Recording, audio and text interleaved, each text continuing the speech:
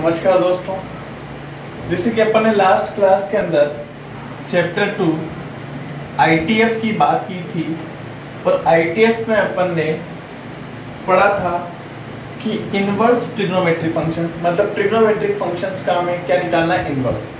हमने बताया था कि कौन से फंक्शन ऐसे होंगे जिनका इनवर्स एग्जिस्ट होता है। तो ऐसे फंक्शन जो 1 on 2 होते हैं उनका इनवर्स एग्जिस्ट होगा, मतलब उनका इनवर्स निकाला जा सकता है। हमने देखा था कि कोई भी ट्रिग्नोमेट्रिक फंक्शन कैसा नहीं होता, 1 on 2 नहीं होता है। इस वजह से उनका इनवर्स एग्जिस्ट नहीं करता है। इस वजह से हमने उनके डोमेन को चेंज किया था और डोमेन को चेंज करके उनको क्या बनाया था, पहले 1 on 2 बनाया था, ग्राफिकल मेथड से हमने सीखा था। और फिर हमने तीन फंक्शन है trigonometric, sin x, cos x और tan x, इन तीनों के क्या निकाले थे, इनवर्स निकाले थे। तो सबसे पहले अपन ने बात की थी कि y इक्वल अगर हमारे पास sin इनवर्स x है तो sin इनवर्स x का जो ग्राफ है और ये कहाँ से कहाँ डिफाइन होगा इसकी बात की थी। तो इसका ग्राफ इस तरीके से बनाया था। मैंने कहा था यहाँ पे तो वैल्यू आ जाएगी 1 और -1 जो हमारे पास sin x में होती थी, ठीक है। और ये ग्राफ किस तरीके से बढ़ेगा कि यहाँ पे π/2 था और यहाँ पे हमारे पास π/2 था माइनस का। मैंने कहा था कि 1 पर हमें क्या मिलेगा, एंगल π/2 मिलेगा और -1 पे एंगल क्या मिलेगा, माइनस का π/2 मिलेगा। इस तरीके से हमने इसका ग्राफ दिया था। तो मैंने कहा था कि x एक्सिस पे इसका क्या होता है, डोमेन होता है, और y एक्सिस पे इसकी क्या होती है, रेंज होती है। तो x एक्सिस पे डोमेन कितना आएगा कि अपन इसके अंदर आज के दिन वैल्यू रखेंगे और मुझे क्या मिलेगा, एंगल। तो -1 से 1 रखूंगा और मुझे एंगल मिलेगा क्या, -π/2 से π/2 मिलेगा। कहने का मतलब ये मेरे लिए रेंज का काम करेगा। इस sin x की रेंज क्या हो जाएगी, -π/2 से π/2। कहने का मतलब जब भी मैं ट्रिग्नोमेट्रिक फंक्शंस लूंगा और उनका इनवर्स निकालूंगा या फिर मैं कोई भी एंगल निकालूंगा साइन के अंदर, हाँ, किसी भी वैल्यू के लिए, तो हमेशा जो एंगल निकालूंगा वो किस पर निकालूंगा, -π/2 से π/2 के बीच में निकालूंगा, क्योंकि इसकी रेंज क्या होती है, -π/2 से π/2। और कौन सा साइन है, इंक्लूड क्यों है कि -π/2 पे -1 मिलता है और π/2 पर साइन में क्या मिलता है, मुझे प्लस का 1 मिलता है, इस वजह से। दूसरा फंक्शन हमने लिया था कि y equal cos x, cos inverse x, ठीक। cos इनवर्स x का जब हमने ग्राफ देखा था तो ऐसा ग्राफ बना था कि यहाँ पे 0 डिग्री था, यहाँ पे π/2 था और यहाँ पे हमारे पास पाई था, ठीक। इधर -1 था, इधर प्लस का 1 था। हमने देखा था कि 0 पर cos की वैल्यू 1 होती है, 1 से डिक्रीज होते होते पाई पर कितनी जाती है, -1 हो जाती है। और इस तरीके से जो हमें ग्राफ मिला था वो किसका मिला था, cos इनवर्स x का मिला था। cos इनवर्स x का मिला था तो cos इनवर्स x कहाँ से कहाँ डिफाइन था कि इसकी मिनिमम वैल्यू -1 आती है, मैक्सिमम वैल्यू 1 आती है। तो डोमेन तो क्या दिया था, -1 से 1, और रेंज क्या आई थी हमारे पास, 0 से π। 0 पर भी वैल्यू दे रहा है, π पर भी वैल्यू दे रहा है, इसलिए दोनों की तरफ क्या लगाएंगे अपन, क्लोज इंटरवल लगाएंगे, ठीक। तीसरा फंक्शन हमने लिया था y equal tan inverse x, clear. tan inverse x की जैसे ही मैं बात करूंगा तो tan इनवर्स x का ग्राफ हमने बनाया था। तो हमने देखा था कि वापस से यहाँ पे क्या था, π/2 था, यहाँ पे माइनस का π/2 था।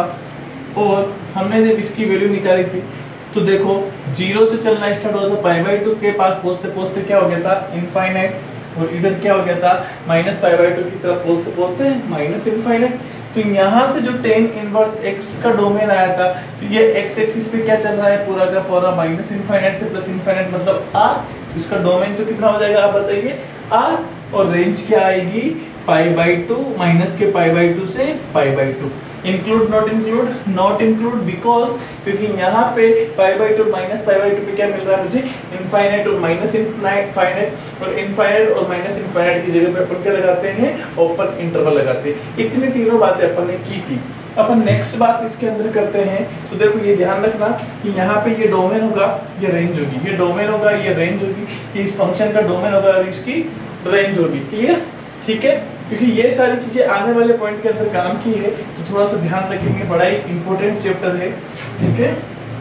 नेक्स्ट है हमारे पास तीसरा फंक्शन, जिसकी मैं फोर्थ फंक्शन जिसकी मैं बात करूं तो y equal cot x, clear, trigonometric function है। वापिस से समझते हैं कि कोटेक्स का ग्राफ कैसा होता है। ठीक है, आप मुझे बताइए कि tan 0 की वैल्यू कितनी होती है, 0। तो tan का उल्टा कोट होता है, तो कोट 0 की वैल्यू कितनी होगी, इनफाइनाइट। π/2 पर आते आते ये वैल्यू कितनी हो जाएगी, 0, और पाई पर आते आते कितनी हो जाएगी, इन्फिनिटी हो जाएगी। क्लियर, तो ये यहाँ पे π/2, ठीक है। ऐसे ही इधर चलेगा तो यहाँ से चलेगी, और ये माइनस का पाई, ये फिर π/2 माइनस का, और फिर 0।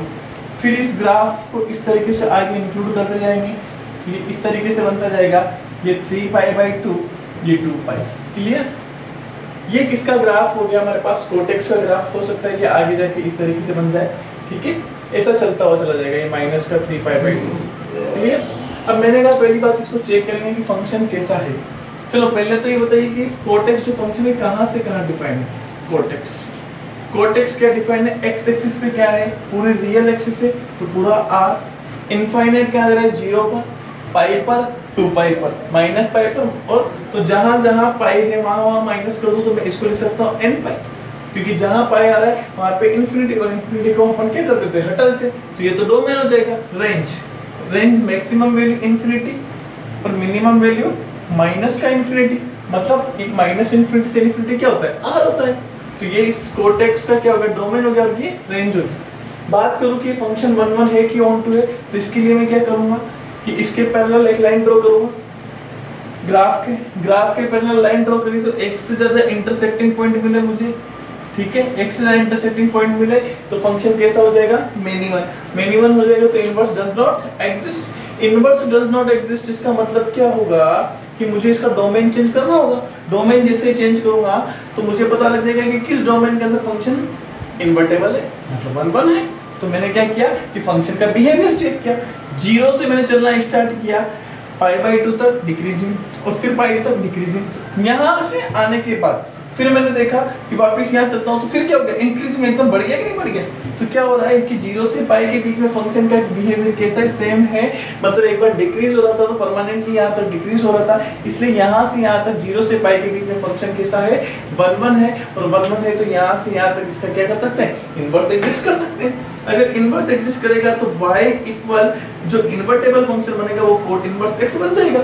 और कोट इनवर्स x बनेगा तो जैसे कोट इनवर्स x का ग्राफ हम बनाएंगे तो कैसे बनेगा, यहाँ पे 0 डिग्री, यहाँ पे π/2 के लिए ये लाइन ड्रॉ कर दें, फिर यहाँ पे गेट पाई, क्लियर, और पाई के लिए भी एक लाइन ड्रॉ कर दीजिए इस तरीके से। अब देखो 0 पर कितना दे रहा है, देखो इन्फिनिटी से चलना स्टार्ट हुआ फंक्शन है, π/2 पर आते आते 0 और पाई पर आते आते माइनस का इन्फिनिटी, क्लियर, इस तरीके से। अब आज के दिन हमें क्या होगा कि जब इनवर्स फंक्शन है तो मैं क्या करूंगा, ये x एक्सिस वैल्यू को दिखाएगी और ये किसको दिखाएगा, कोट इनवर्स x एंगल को दिखाएगा। तो यहाँ पे मैं बात करूँ तो डोमेन कितना होगा, इसका कोट इनवर्स x कहाँ से कहाँ डिफाइन होगा, तो ये माइनस इन्फिनिटी से प्लस इन्फिनिटी, मतलब पूरा डोमेन। और रेंज क्या होगी आप मुझे बताइए, तो क्या होगा 0 से pi, include not include, because क्या आ रहा है, इन्फिनिटी और माइनस इन्फिनिटी आ रहा है, जो कि क्या दिखाता है हमें 0 से पाई, जो ओपन इंटरवल को दिखाता है। क्लियर बात समझ में, ठीक है। ये चौथा फंक्शन हुआ। नेक्स्ट फंक्शन मैं आपके सामने लेता हूँ 5th नंबर का, ठीक है। देखो इतना डीपली आईटीएफ के अंदर कोई नहीं समझाता है कि ये ग्राफ कैसे बने, कौन से फंक्शन हमारे पास इनवर्स निकला कैसे नहीं निकला, डायरेक्टली लिखवा देते हैं, लेकिन हम आपको समझा रहे हैं क्योंकि बहुत ही ब्रीफली मैं आपको एक एक पॉइंट में क्लियर कर रहा हूँ, ठीक है। 5th पॉइंट है हमारे पास y इक्वल कोसेक x। आप मुझे बताइए क्या sin x का ग्राफ आप जानते हो, sin x के ग्राफ का उल्टा कर लो कोसेक x का बन जाता है। इस तरीके से ग्राफ जो बनता है वो किसका बनता है, कोसेक x का, ठीक है। वैसे जानते होंगे आप बहुत अच्छे से कि हाँ ऐसा कोई ग्राफ हमने देखा है, क्लियर। अब देखो यहाँ पे क्या होता है, π/2 होता है, यहाँ पे माइनस का π/2, यहाँ पे आते आते क्या हो जाता है, पाई हो जाता है, यहाँ पे 3π/2 हो जाता है, और यहाँ पे क्या होता है 2π। ऐसे ही यहाँ पे इधर पाई आ जाएगा, क्लियर। अब मेरी बात सुनेंगे ध्यान से, मैंने कहा वापस से फंक्शन का बिहेवियर चेक करते हैं। वैसे तो देखा जाए तो फंक्शन कैसा है, 1 1 है कि ऑन टू है। तो पहली बात तो इधर देखो, यहाँ 1 दे रहा है और यहाँ दे रहा है -1। क्लियर। पहले तो ये कोसेक एक्स का ग्राफ, मुझे कोसेक एक्स के ग्राफ की बात जैसे याद है तो कोसेक एक्स में आप मुझे बताइए डोमेन क्या होगा, -∞, क्योंकि मैं मिनिमम वैल्यू -∞ तक पहुंच सकता हूँ, मैक्सिमम वैल्यू एक्स एक्सिस पे इन्फिनिटी।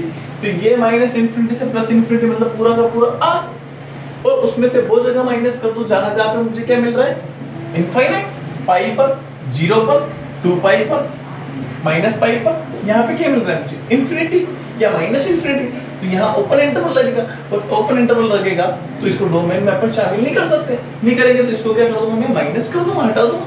ठीक है, यहाँ से क्योंकि इसमें डिफाइन हो गई, तो यहाँ से मैंने क्या किया, n पाई को हटा दिया। n is belong to integer, मैं बोल सकता हूँ n इज इंटीजर, i होगा, या z बोल सकते हैं, है ना, z से लिखता है तो इंटीजर है। अगर इंटीजर है तो जहां जहां पे n की वैल्यू 0 रखोगे, 0 पे इनफाइनाइट दे रहा है, आवश्यकता ही नहीं। से कहां तक डिफाइन है, तो देखो ये मिनिमम -∞, क्योंकि ग्राफ बहुत नीचे तक जा रहा है, ये मैक्सिमम इन्फिनिटी, तो इन्फिनिटी से -∞, तो मतलब पूरा के r। लेकिन क्या आप इस चीज को देख पा रहे हो कि कभी भी फंक्शन जो आपका है, फंक्शन का कर्व है, वो -1 से 1 के बीच में आया क्या, नहीं आया। हाँ 1 तो दे रहा है, -1 भी दे रहा है, लेकिन 1 से -1 के बीच में 0 पे कहीं फंक्शन का ग्राफ है क्या, नहीं है। अगर नहीं है तो 0 से -1 इसमें शामिल नहीं होगा, -1 से 1 इसके अंदर शामिल नहीं होगा। और कौन सा नहीं होगा, नॉट इंक्लूड वाला, क्योंकि इंक्लूड तो है कि नहीं है, तो 1 और -1 तो होगा, बस इन दोनों के बीच वाली वैल्यू शामिल नहीं होगी। आई बस समझ में। तो ये किसका ग्राफ हो गया हमारे पास, कोसेक एक्स का। अब मैं बात करूं किसकी, कि y equals to cosec inverse x। अब पहली बात, जैसे मैं इनवर्स निकालूंगा मुझे चेक करना है कि फंक्शन 1 1 है कि नहीं है, 1 1 ऑन टू है कि नहीं है। इसके लिए भाई x एक्सिस के पैरेलल लाइन ड्रॉ कर दी। जैसे लाइन ड्रॉ करी मुझे क्या पता चला कि इसके अंदर x से ज्यादा इंटरसेक्टिंग पॉइंट है, ग्राफ को x से ज्यादा बार इंटरसेक्ट कर रहा है, मतलब फंक्शन कैसा है, मिनिमम है। मिनिमम है तो inverse does not exist. Inverse exist नहीं करेगा तो मैं फंक्शन का बिहेवियर चेक करूंगा। चलो मैं 0 से पाई देखता हूं, 0 से π/2 तक फंक्शन के साथ डिक्रीजिंग, फिर यहां से यहां तक क्या हुआ, इंक्रीजिंग।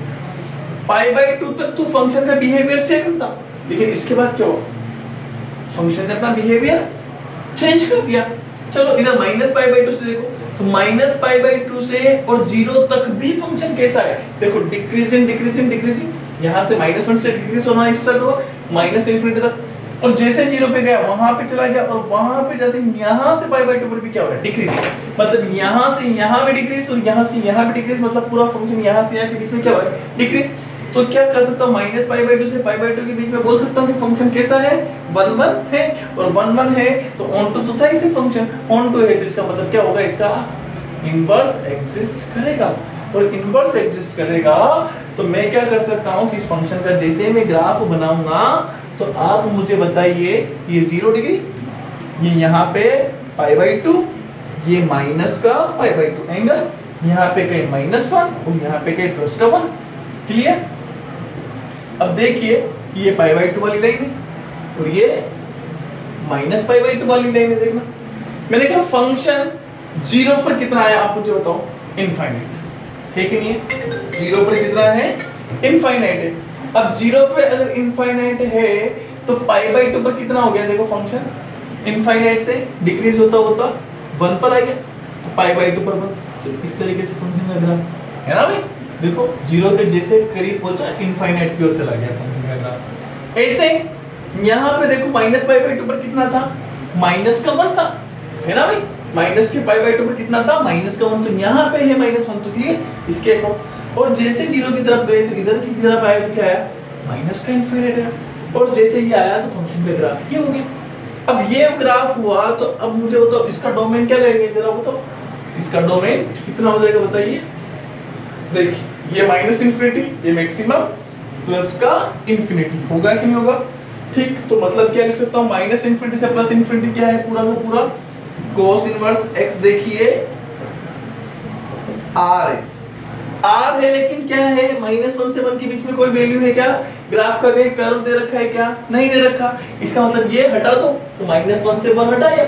ठीक, से कहां तक इंक्लूड है देखो, तो देखो ये क्या है इसकी रेंज क्या है -π/2 से π/2, तो ये लिखूंगा -π/2 से π/2। इंक्लूड नॉट इंक्लूड, देखो -π/2 पर वैल्यू दे रहा है कि नहीं दे रहा है, π/2 पर दे रहा है कि नहीं दे रहा है, 1 दे रहा है। -π/2 पर भी क्या दे रहा है, -1, तो इंक्लूड। लेकिन क्या आप एक चीज नोट कर पा रहे हो कि फंक्शन ने कभी 0 पर कोई वैल्यू दी क्या?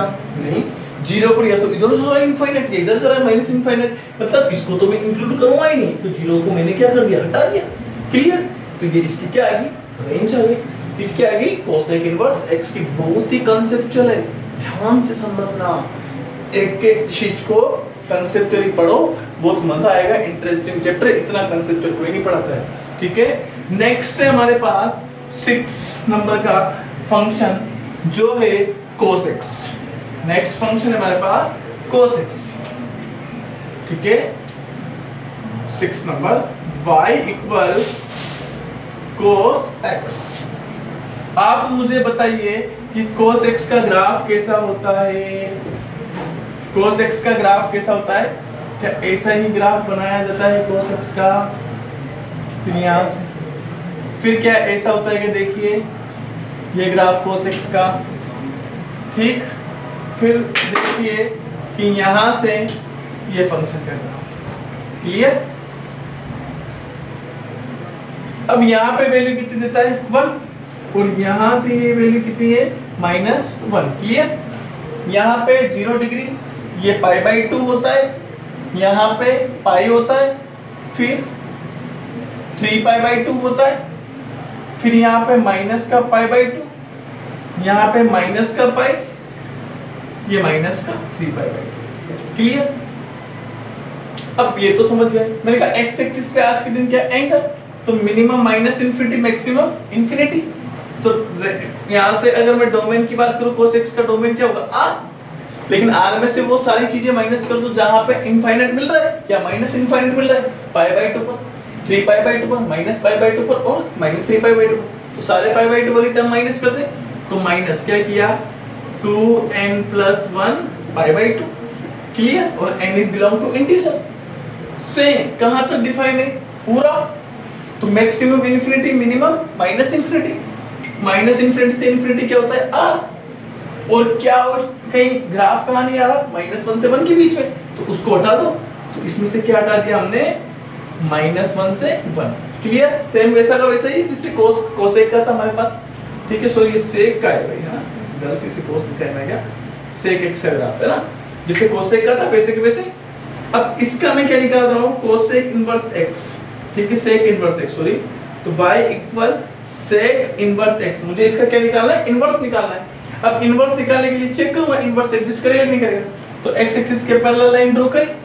फंक्शन कैसा आया, मिनिमम, क्योंकि एक से ज्यादा इंटरसेक्टिंग में मिनिमम आया, तो मैं क्या चेक करूंगा, बिहेवियर वापस चेक करूं, यहां से स्टार्ट करूं 0, चलो -π/2 से 0 तक डिक्रीजिंग, फिर इंक्रीज, तो यहां से बिहेवियर चेंज हुआ कि नहीं हुआ, तो क्या यहां से देखो 0 से π/2 तक फंक्शन कैसा है, इंक्रीज, बढ़ रहा है ना, देखो 1 से बढ़ता बढ़ता इनफाइनाइट, और इधर देखो π/2 पर यहाँ है, तो π/2 से डिक्रीज होना स्टार्ट किया, और यहाँ पर आते आते क्या हो गया, पाई पर भी इंक्रीज, क्योंकि -∞ से -1 आया तो भी इंक्रीज हुआ कि नहीं हुआ, हुआ। तो 0 से π/2 से पाई, फंक्शन कैसा है, इंक्रीजिंग है, इंक्रीजिंग है मतलब बिहेवियर सेम है, तो मैं इसका डोमेन क्या ले सकता था, हाँ, मैं इस फंक्शन को क्या बोल सकता हूँ कि 0 से पाई के बीच में फंक्शन कैसा है, 1 है। बस कहानी है कि π/2 पर वैल्यू नहीं दे रहा है, π/2 को मैं बाद में जाके हटा दूंगा। क्लियर बात समझ में आई क्या, तो π/2 तो मैं बाद में हटा दूंगा क्योंकि यहाँ इनफाइनाइट दे रहा है। क्लियर? तो 0 से पाई के बीच में फंक्शन का बिहेवियर सेम है, इसलिए यहाँ पे फंक्शन क्या होगा, 1 होगा, क्योंकि मेरा यहाँ पे क्या रहा था, मिनिमम आ रहा था। जैसे मैंने इसको 1 बनाया, तो मैंने कहा चलो ठीक है 1 बन गया, ऑन टू के लिए अपन क्या कर देंगे, इस π/2 को हटा देंगे, जिससे π/2 हटेगा, मैं क्या बोल दूंगा, फंक्शन ऑन टू भी है, और फंक्शन 1 ऑन टू आया मतलब इनवर्स एग्जिस्ट करेगा, और जैसे इनवर्स एग्जिस्ट करेगा तो मैं इनवर्स के लिए इसका ग्राफ बना दूंगा। जैसे ग्राफ बनाऊंगा, यहाँ 0, यहाँ π/2 और यहाँ पे पाई, ये π/2 वाली लाइन और ये पाई वाली लाइन, ये मैक्सिमम 1 और ये मिनिमम 1। देखिए कि 0 पर कितना आ रहा है, 1 आ रहा है, 0 पर 1। क्लियर? अब 0 से π/2 की ओर बढ़े तो कितना आया, इन्फिनिटी, ये लो बन गया। ठीक, यहां देखिए पाई पर कितना है, -1, तो ये -1। क्लियर, पाई से π/2 की तरफ चल रहे तो भी क्या आ रहा है, इन्फिनिटी की ओर आ गया। ये इसका ग्राफ। अगर मैं सेक इनवर्स x की बात करूं तो इसका डोमेन क्या होगा, ये -इन्फिनिटी, ये प्लस का इन्फिनिटी क्या आया, -इन्फिनिटी से +इन्फिनिटी r। क्या फंक्शन का ग्राफ कहीं पर -1 से 1 के बीच में है क्या, नहीं है, तो माइनस क्या कर दूं, -1 से 1 कर दूं। इसका मतलब फंक्शन क्या हो जाएगा, यहाँ से यहाँ वैल्यू नहीं देगा और यहाँ पे फंक्शन का डोमेन नहीं होगा। से कहाँ तक डिफाइन है, तो पूरा क्या है, इसका अपन ने डोमेन के लिए तो उस केस में कुछ सेक के लिए 0 से पाई, तो 0 से पाई, इंक्लूड नॉट इंक्लूड, 0 पर भी वैल्यू दे रहा है, पाई पर भी वैल्यू दे रहा है, इसलिए क्लोज इंटरवल। लेकिन कभी भी क्या π/2 पर वैल्यू दी क्या, क्योंकि ये π/2 ही तो एक ऐसी वैल्यू थी सेक के लिए जहां पे फंक्शन कैसा था, इनटू था, क्योंकि ये इनवर्स रिलेशन नहीं रख रहा था ना π/2 के साथ, तो इस वजह से मैंने इसको हटा दिया। तो मैं यहाँ पे भी इसको क्या कर दूंगा, π/2 को हटा दूंगा। आई बात समझ में, और ये मेरे लिए क्या आ जाएगी, इसकी रेंज आ जाएगी और ये इसका डोमेन आ जाएगा। इस तरीके से हमने 6 फंक्शन पढ़े और सभी 6 फंक्शंस का क्या पढ़ लिया, ग्राफ पढ़ लिया और इनके डोमेन पढ़ लिए और इनकी रेंज पढ़ ली। लेकिन मेरे लिए एक टेबल बना देता हूं जिससे इन सभी 6 ट्रिग्नोमेट्रिक फंक्शन के इनवर्स निकालकर मैं इनके डोमेन और रेंज लिख लेता हूं जो मुझे याद रखनी है। अब मैंने समझा दिया आपको निकालते कैसे, बनाते कैसे। अब मैं इनकी एक टेबल बना देता हूं और ये टेबल अपने पूरे चैप्टर के लिए सबसे ज्यादा इंपॉर्टेंट है, क्योंकि इस टेबल से ही 1 मार्क्स का क्वेश्चन बनेगा और एक नंबर तुम्हारे पक्का होगा। ठीक है, तो देखिए यहाँ पे ये टेबल है, ये आप अच्छी तरीके से याद कर लीजिए। यहाँ पे मेरे पास फंक्शन है, यहाँ पे मेरे पास उन फंक्शन के डोमेन है, मुझे याद दिलाना क्या सही है ना, और रेंज, इसको मैं प्रिंसिपल वैल्यू बोलूंगा, काम की बात ये प्रिंसिपल वैल्यू। क्लियर, ये प्रिंसिपल वैल्यू है। ठीक है, मतलब मुझे जब भी इनवर्स ट्रिग्नोमेट्रिक फंक्शन की बात करूंगा तो किसी भी फंक्शन का मतलब मैं ट्रिग्नोमेट्रिक फंक्शन की क्या रखूंगा, वैल्यू रखूंगा। तो एक छोटी सी चीज और समझना भी, ट्रिग्नोमेट्रिक और इनवर्स ट्रिग्नोमेट्रिक फंक्शन में अंतर क्या है। जिससे कि मैं बात करूं y = sin x और दूसरा फंक्शन है मेरे पास y = sin इनवर्स x। दोनों बातें समझना, x यहां पर क्या है, एंगल है, हाँ या ना, क्योंकि x की जगह मैं क्या रखूंगा, एंगल रखूंगा, क्योंकि sin थीटा, थीटा क्या है मेरे पास, एंगल। यहाँ एंगल रखूंगा तो मुझे पूरा sin x क्या देगा, वैल्यू देगा, कुछ ना कुछ वैल्यू देगा ना, क्योंकि x की जगह π/2 रखा तो sin π/2 की वैल्यू कितनी आई, 1 आई। तो ये y भी क्या देगा मेरे को, वैल्यू देगा इस केस में। क्लियर, मतलब एंगल मेरा काय का काम करेगा, x एक्सिस पे बिछाने का काम sin x के केस में। ठीक है, और y का एक पे काम करेगा, वैल्यू का काम। क्लियर, कहने का मतलब ये डोमेन यहां से निकलेगा तो यहां से क्या निकलेगा, रेंज या कोडोमेन निकलेगा। क्लियर, ऐसे यहाँ पे x आज के दिन क्या है, वैल्यू है, और ये पूरा क्या है, एंगल है, और ये एंगल है तो ऑब्वियसली बात है y भी क्या है, एंगल है। क्लियर, ये बात ध्यान से समझना, दोनों में अंतर है। वैल्यू मतलब यहाँ पे मैं वैल्यू रखूंगा तो मुझे क्या मिलेगा, एंगल, और ये एंगल जो मिलेगा वो क्या मिलेगा, जो आपकी प्रिंसिपल वैल्यू होगी। वो प्रिंसिपल वैल्यू, क्योंकि इनवर्स फंक्शन है, साइन का इनवर्स है, तो कहाँ मिलना चाहिए, इसकी प्रिंसिपल वैल्यू में, मतलब रेंज के अंदर मिलना चाहिए। वो रेंज डिफाइन होनी चाहिए, क्योंकि फंक्शन क्या है, इन्वर्टेबल तो यही है, इनका इन्वर्स तो एग्जिस्ट इसी रेंज में करना है ना। इस वजह से जो एंगल आने वाला है इसी रेंज में आने वाला है, इससे बाहर नहीं आने वाला है। इस वजह से हम पूरे ट्रिग्नोमेट्रिक फंक्शन का इन्वर्स जब निकालते हैं तो इनके डोमेन और रेंज को एक फिक्स रखते हैं, ताकि इससे क्या हो, इनका इन्वर्स एग्जिस्ट कराया जा सके। और जिस रेंज में इन्वर्स एग्जिस्ट करता है उसे ही हम क्या बोल देते हैं, प्रिंसिपल वैल्यू बोलते हैं। आई बात समझ में? तो यहाँ मैं आपको सारी बातें क्लियर करता हुआ चल रहा हूँ। एक और बात ध्यान से समझिएगा कि क्या होने वाला है। ठीक है, अब मैं एक बार मुझे याद दिलाए कि क्या आपको सारी बातें बताए कि सबसे पहला फंक्शन हमने y = sin इनवर्स x लिया था। ठीक है, जरा मुझे बताइए इसका डोमेन कितना आया था। देखो मैक्सिमम वैल्यू कितनी आई थी sin इनवर्स x ग्राफ में, तो ये -1 से +1 याद है। ठीक है, रेंज कितनी आई थी, ठीक है, वैल्यू रखेंगे डोमेन में, एंगल आएगा तो माइनस π/2 से π/2, क्लियर, ये प्रिंसिपल वैल्यू। दूसरा फंक्शन था y equal cos inverse x, clear, इसके भी डोमेन -1 से 1 ही लिया था क्योंकि मैक्सिमम मिनिमम वैल्यू यही दे रहा था। एंगल कितना आया था 0 से π, इसकी प्रिंसिपल वैल्यू। तीसरा फंक्शन हमारे पास क्या था y equal tan inverse x। tan inverse x में हमारे पास बताइए वैल्यू कितनी आई थी, मैक्सिमम इन्फिनिटी, मिनिमम -इन्फिनिटी, तो ये क्या आया था r। जैसे r आया था तो यहाँ पे एंगल जो आया था वो क्या आया था कि मिनिमम -इन्फिनिटी -π/2 पर, maximum π/2। Include not include, not include, क्योंकि इन्फिनिटी और -इनफाइनाइट की जब भी बात करते हैं हम क्या होता है नॉट इंक्लूड। चौथा फंक्शन था y equal cot inverse x, semi infinite से -इनफाइनाइट बात की थी, लेकिन इनफाइनाइट इसमें कहाँ दे रहा था 0 पर, और -इनफाइनाइट कहाँ दे रहा था पाई पर। तो क्या करेंगे 0 से pi, include not include, not include, क्यों, क्योंकि यहाँ पे क्या दे रहा है इन्फिनिटी और -इन्फिनिटी। पांचवा फंक्शन था y equal cosec inverse x। Cosec inverse x में भी क्या था कि जब आपने ग्राफ बनाया था तो क्या दे रहा था, पूरा का पूरा r दे रहा था, बस जो कोसेक इनवर्स x का ग्राफ था उसमें कहीं पे भी कोई भी वैल्यू -1 से 1 के बीच में नहीं आ रही थी, इस वजह से इसका डोमेन ही है। तो रेंज कितनी आई थी आपको पता है क्या, वही -π/2 से π/2, इस बार क्या था इंक्लूड, लेकिन इसमें एक वैल्यू ऐसी थी 0, जहां पे ये क्या दे रहा था इनफाइनाइट दे रहा था, इस वजह से हमने 0 को क्या कर दिया था इसकी प्रिंसिपल वैल्यू से या रेंज से हटा दिया था, ठीक। और लास्ट जो फंक्शन था हमारे पास वो था 6 नंबर का y equal sec inverse x। ये भी r -1 से 1 था, बस इस बार क्या था 0 से पाई था, और इसमें से क्या माइनस करना था π/2 माइनस करना था, ठीक है। ये 6 फंक्शन पढ़े थे, इन 6 फंक्शन के हमने डोमेन निकाले, रेंज निकाले। मेरे इस पूरे चैप्टर के अंदर जो 1 मार्क से इस पूरी पॉइंट के ऊपर बात है, ठीक है। ये सुपर स्टार है, इसके ऊपर ध्यान रखेंगे क्योंकि इसी से क्वेश्चन बनने वाला है। अगली क्लास के अंदर मैं एक्सरसाइज 2.1 के इससे रिलेटेड क्वेश्चन कराऊंगा, एक बार में आपका कल 1 मार्क्स पक्का हो जाएगा 100%। बाकी हंसते रहिए, मुस्कुराते रहिए, देखते रहिए मैथमेटिक्स का show. Okay, then next video.